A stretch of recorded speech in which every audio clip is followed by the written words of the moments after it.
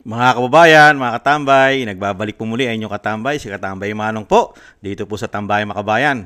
Samahan niyo po inyong lingkod, magkumentuhan po tayo. Magandang umaga po muna, tanghali, hapon, gabi, madaling araw po sa atin lahat. Saan man sulok ng ating bansa o mundo tayo naroon, naway maingatan po tayo lahat mga kababayan. Ito po, pakinggan po natin itong pahayag po ng Senadora Amy Marcos tungkol po sa kanyang pamilya. At komentuhan po natin. Umpisahan na po natin mga kababayan, umpisahan na po natin ito pong pahayag ng ating dito po sa kanyang mga kamag-anak, hipag at sa kanyang kapatid. Umpisahan po natin. Ito po. Masama man ang loob ninyo, kahit kapatid ko ang nakaluklok sa poder, ang totoo, sayang ang pinagastusan ng ating bansa. Inubos bilyon-bilyon sa ayuda at pamimili ng boto. Sabihin na natin ang totoo. Ang problema, yung nakaupo, walang apelido kasi tambalos-los. Romualdez po yun at Araneta, sila yung lulong at lalay. Kung kailan kaya kami... Yan po mga tambay, ang pahayag po ng, ng Senadora Amy Marcos sa kanya pong pamilya, sa kanyang kapatid, siyempre sa kanyang hipag at sa kanyang pinsan mga tambay. Yan, mga anay, mga tambaluslos at siyempre yung kanyang kapatid na may issue ng sumisinghot daw ng pulburon at sumisinghot din daw po ng coke imbis na inumin ang coke mga tambay. Ano po ba ang pahayag ni Senadora Amy Marcos? Naguhugas po ba siya ng kamay? Mga tambay, naguhugas na po ba ng kamay ang Senadora Amy Marcos para sa kanyang pamilya na binigyan po tayo ng ganitong klaseng paglilingkod sa ating bansa na siya mismo ang nagsimula ng lahat kung paano niya po lukuhin yata, budulin ang isang vice president para sabihin na napakatino, napakagaling ng kanyang kapatid kung ito'y sasamahan niya at siya ay mag-BBC, presidente, sa dito po sa tinatawag na sumisinghot ng pulburon. Di po ba siya? Siya yung sinasabing kaibigan na matagal ng BP Sara? Di po ba? Mga kababayan, ano po ang nangyari sa ating bansa mula po nung maupo po ang ngayon ay sinisiraan niya? Isang damukal po ang binigay po sa ating problema nito. Yung pondo po, yan, siya mismo, inaamin niya. Talagang naglustay po ng bilyong-bilyong pera. Gamit po ang pondo ni Juan de la Cruz. Saan? Sa ayuda at siyempre po sa pamimili daw po ng boto. O di lumalabas po pala nito mga kababayan. Talaga po pala ang COMELEC at ang gobyerno ng binagawang Pilipinas, gamit ang pera po natin, talaga po lang mananalo sila dahil po namimili ng boto at mukha po yatang kasabwat din yata ang COMELEC. Dahil nanalo sila Di po ba karamihan ng congressman na namili ng boto ay nanalo? Di umano, di ba? Yung mga senador, hindi lang po nila magawang manalo ng 12-0. Bakit? Dahil nga po bistado sila. Dahil nga po tayo hirap na hirap nilang i-12-0 dahil tayo nag-black voting po tayo. Black voting ang ginawa natin. Pero sa kabila nun, nakita nyo po, halatado pa rin ang dayaan na ginawa nila di umano sa atin. Di po ba? Lalo-lalo itong COMELEC. Di po ba? Kaya dito po mga tambay, ano ngayon? Ano ngayon ang nakikita natin sa pamilyang ito? Sa Romualdez, Marcos at kasama pang Araneta. Mabubuting tao po ba ito?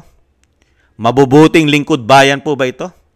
Ngayon, kung ang Senadora Amy Marcos ay nagpapabango, naguhugas kamay para po maisalba niya ang kanyang sarili dito sa nangyayari pong kabalbalan, katarantaduhan, di ba? Kawalang hiyaan na ginagawa nila di umano sa ating gobyerno. At tinatawag niya pang tambaluslos sa kanyang pinsan.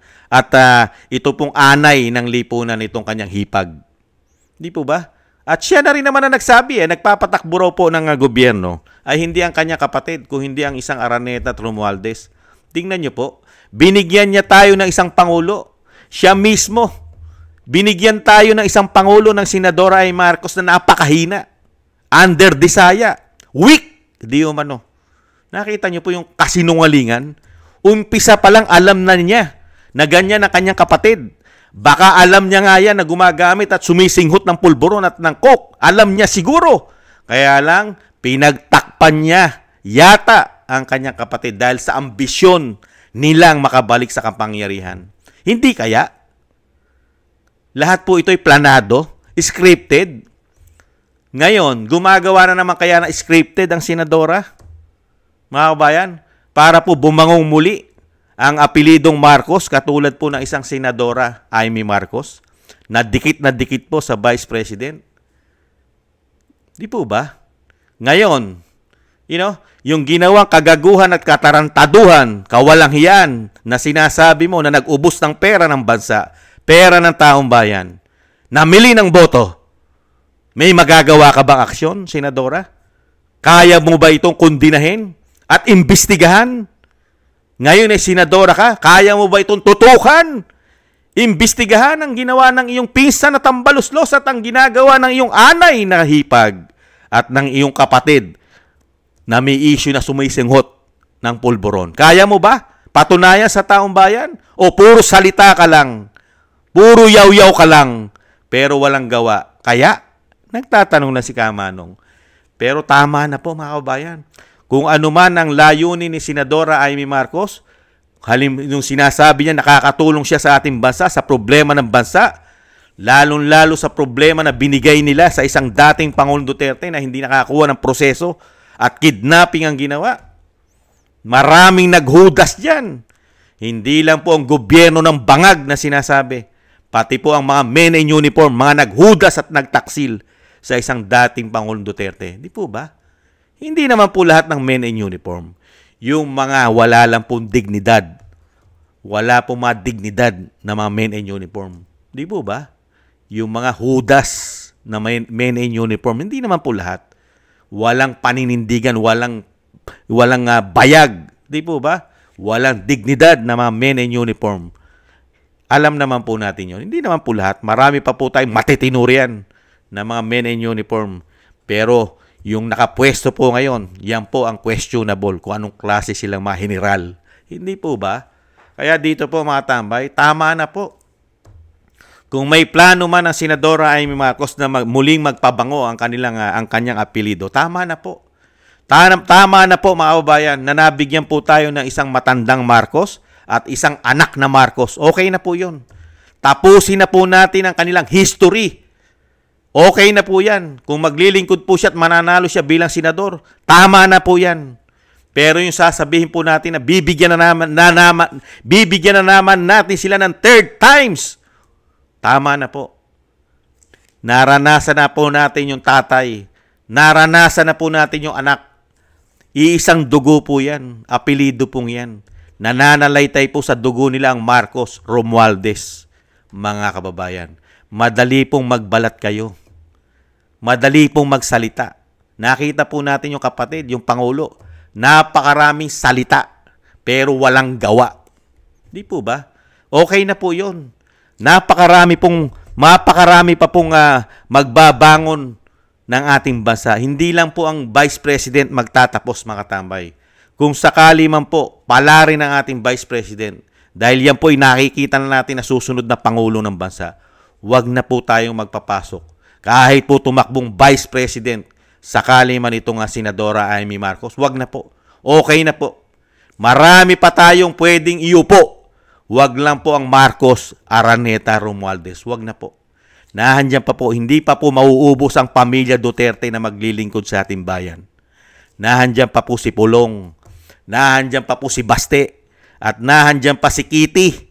Mga tambay, pagkayan po, yung pamilya na yan na nagtuloy-tuloy po sa pagiging leader sa pinakamataas, maganda po ang magiging resulta po ng ating bansa. Huwag na po nating tanggalin ang momentum. Nakita na po natin yung ginawang momentum, serbisyo ni dating Pangulong Duterte. Napakaganda po. Wala pong nagtuloy na Romualdez dyan. At wala pong nagtuloy na Araneta dyan. At walang lalong-lalong nagtuloy na Marcos dyan sa napakagandang nasimulan. Di po ba? Halos lahat, pati mga oligarko nasingil ang kanilang mga utang. Nagbayad ng mga tamang buwis. Di po ba? At napasara ang dapat masara, yung baon sa utang at ayaw magbayad. Katulad ng ABS-CBN. Di po ba? Dahil napakaraming anomalya na ginawa. Ganyan ang leader. Wala kang pinoproteksyonan kahit oligarko. Kaya mo sagasaan. Lalong-lalo kung mali ang ginagawa, dapat sila sumunod sa gobyerno. Pero ngayon, nangyayari po ba yan? Sino po ba sumusunod ngayon? Ang gobyerno sumusunod yata sa mga oligarko. Hindi kaya? At sumusunod yata ang gobyerno sa makakaliwa. Hindi kaya? Kaya tama na po. Dito na po tayo sa tested. Dito na po tayo sa pamilya na pinatapon. Kinidnap.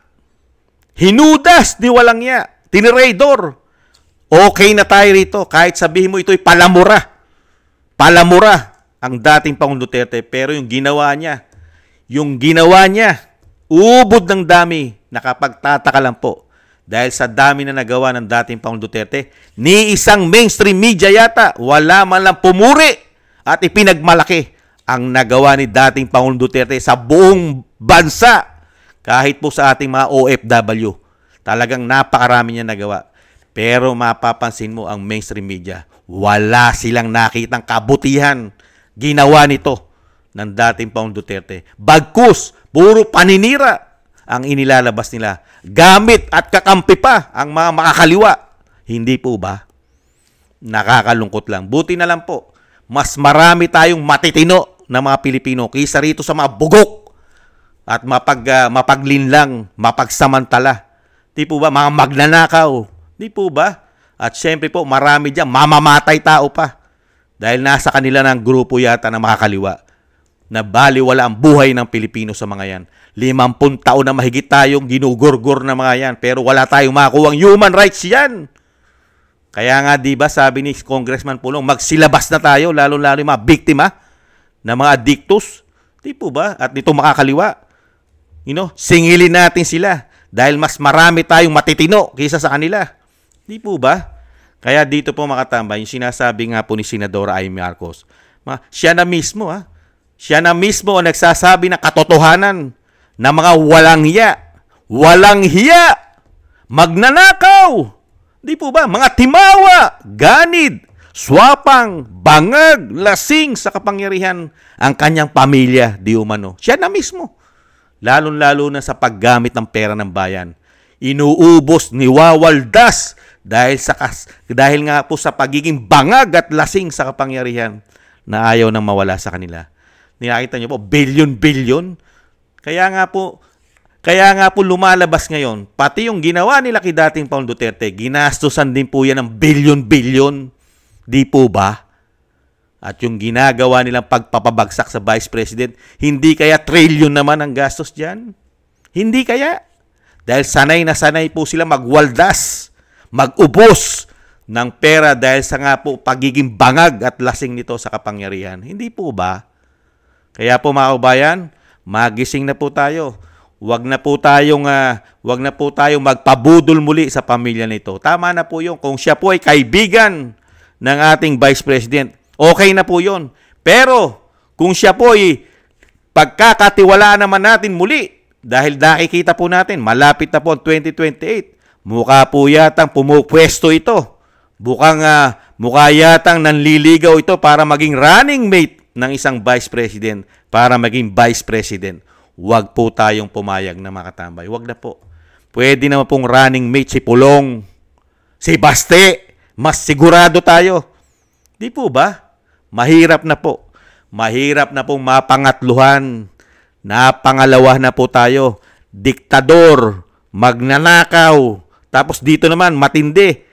Addictus, gumagamit daw ng pulburon at coke. At weak.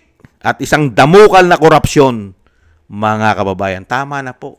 At napakarami na po nilang kayamanan. Di po ba? Sobra-sobra na po. Okay na po sila. Huwag na po natin bigyan ng kapangyarihan, lalo-lalo sa pinakamataas, pagiging vice at presidente. Huwag na po. Isang damukal na po ang questionable na kayamanan yan. Hindi natin malaman kung yan po'y galing sa atin. Di po ba? 18 bank account po yata. Hindi bababa. 18. 18 bank account sa buong mundo. Meron daw po yan. Pamilya na yan, di umano. At punong-puno daw po ng pera at ginto. Mga tambay, ganyan po karami. At questionable po, lalong-lalo yung pera nila na lumalabas daw po money laundering yung nasa Hong Kong na hindi bababa sa 350 tons of gold. Napakaramit, napakabigat. At iyan daw po hindi bababa sa $100 billion. Nakita niyo po, yan po ba ang dapat at paniwalaan natin yung pamilya na yan? Na napakaraming questionable na kayamanan, ginto, pera, sa labas ng bansa. Sige nga. Tapos ngayon, sasabihin po nila na napakabuti. Meron po bang mabuti na questionable ang kayamanan? Di po ba? At gumagamit, di po ba, ng pulburon? At may issue din po yan. Ano po issue? Yung anak din po daw na governor niyan. Sabi nila, may katotohanan kaya, mukha daw gumagamit din daw po ng pulburon. Totoo kaya yon, mga kabayan? Yung governor na anak daw po niya, ni Senadora. Nakikitaan daw po ng side effect ng gumagamit ng pulburon, sumisinghot. Yung lagi raw parang nagnganganga at laging mayroong chewing gum ang bibig at ngata ng ngata. Totoo kaya yon? Mahirap na pong pagkatiwalaan, mga tambay. At kung yung sinasabi naman niya, siya ay nag-i-expose. Ine-expose niya na ine-expose ang ginagawa na kanyang pinsan at ng kanyang hipag. Kailan naman niya kaya i-expose ang kanya pong ading na gumagamit at sumisinghot ng pulburon at ng coke? Kailan naman kaya niya titirahin at ipaalam niya sa buong mundo at sa buong Pilipino na talagang gumagamit at sumisinghot ng pulburon at ng coke ang kanyang kapatid, mga kababayan? Kailan kaya? Grabe po ang ginawa po sa ating kahihiyan ng pamilyang yan, lalong-lalo yung nakaupo ngayon. Dinala po ang ating bansa sa sobrang kahihiyan, bagsak na ekonomiya, kahiya-hiya ang ating soberenya, kahiya-hiya tayong bilang Pilipino, nagkaroon tayo ng leader na napakahina. Isang dating Pangulo, pinatapon mo. Kahiya-hiya tayo sa buong mundo.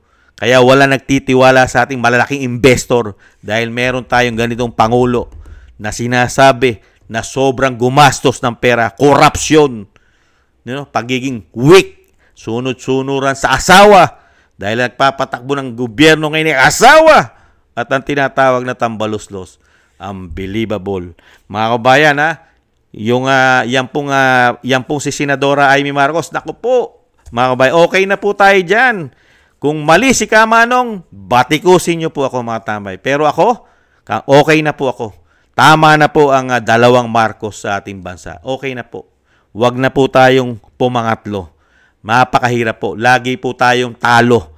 Bandang huli, tayo po ang napakasama ng ating kalooban. Lalo pag sila'y nakaupo na. Subok na natin sila. Huwag na po natin dagdagang muli ang ating po paghihirap. Napakahirap na pong tanggapin ito. 6 na taon. 6 na taon, Marcos na ganito ginagawa sa ating gobyerno. Pamumulitik at korupsyon. Ngayon, meron na naman isang nagpapabango, yung mismo ng budol sa Vice President. Siya na naman. Naku po, wag naman po sana. Wag naman po sana. Tayo, okay na po yun. Okay na po siya sa senador. Lagi ko po inuulit, okay na po ang pagiging senadora niya. Okay na po. Dahil wala rin naman tayo na napalarian, mga kabayan, sa pagiging senadora, mga kabayan. Yung ginawa nga niyang ibalik tanaw po natin. Yung ginawa nga niya na sinasabi, inimbestigahan niya ang dating Pangulong Duterte dahil ito ay napakaraming anomalya na ginawa. Kaya kidnapping at napakaraming batas na nilabag. Pero ayaw niya kalampagin. Hindi niya kinakalampag ang ombudsman kung ano na nangyari sa 10 araw. Siya po ang nag-file sa ombudsman para makasuhan po yung mga sangkot. Ano na po nangyari? Magdadalawang buwan na po. 1 buwan na mahigit yung 10 araw. Ano na po? Kinalampag po ba ito ng Senadora Amy Marcos na, hoy, ombudsman, gising! Meron po ba? Wala. Umaasa pa rin tayo. Hindi natin alam kung yan ay tuluyan ng inupuan o tuluyan ng binasura ng ombudsman. Mga kabayan. Kaya okay na po yun. Tama na po tayo. Tama na sa 2 Marcos. Huwag na po natin dagdagan, mga kababayan. Huwag na po tayong kumuhang muli ng bato na ipupukpok natin sa ating mga ulo. Tama na po. Lalong-lalo po yung pamilya na yan. Marcos, Romualdez, Araneta. Tama na po, okay na po. Okay na po. Kung sila po'y gobernador, congressman, senador, hanggang dyan na lang po. Okay na po tayo. Wag na po sa pagiging Pangulo at Vice President. Mahirap na pong mabasag na po ang ating ulo. Masakit na po tanggapin sila at napakasakit na po sa ulo. Ngayon, kukuha na naman tayo ng bagong bato na ipupukpok natin sa ating ulo. Tama na po mga tambay. Madala na po tayo. Matuto na po tayo mga kababayan sa kanilang mga history. Yung history nila. Okay na po yun. Lumabas na po ang tunay na history nila mga kababayan. Huwag na po natin dagdagan. Maraming salamat po mga tambay sa mga gusto po ng Tambayang Makabayan sa YouTube at TikTok at ganun din po sa mga nagko-comment, like, share, and subscribe at sa ating po mga subscribers. Thank you po sa inyo mga subscribers. Shoutout po sa inyong lahat. Maraming salamat po. At syempre po sa mga tumatangkilik. Maraming salamat po. At shoutout naman po sa mga nagbibigay po ng tulong at biyaya sa inyong lingkod. Shoutout po Kingston 123 ng Hong Kong, Eric Hershio ng Canada, Jake Yahut 4531 ng Maisog, California, USA, Gina Ray, Solid DDS ng Berlin, Germany, Julieta Celona ng Sydney, Australia, Baby Roman, Ate Isa ng Cagayan, si Jem Aris ng United Arab Emirates, Jobilin Watanabe ng Japan, ako si Pilam, Annie Jo, Teodorico Erguisa Jr., si Arfel Villacorta, Wills Bubbles 5697, Rosalina RK, Team 888, Michelle Yamaguchi, Vlog. Maraming salamat po sa inyo mga kababayan. Thank you po sa mga biyaya. Ingatan nawa po. Mag-ingat po kayo. At syempre po, yung panalangin at dasal, wag po natin kalimutan na isama po natin sa dasal na maingatan po ang pamilya Duterte, ang Vice President, lalo po ang dating Pangulong Duterte, ang kanyang kalusugan po. Sana po yung mabigyan pa po siya ng mahabang buhay at maingatan po at makabalik po sa lalong mabilis sa ating bansa, mga kababayan. Maraming salamat po mga tambay. Sa muli po, maraming salamat. Paalam po muna. Ingat po. Bye-bye.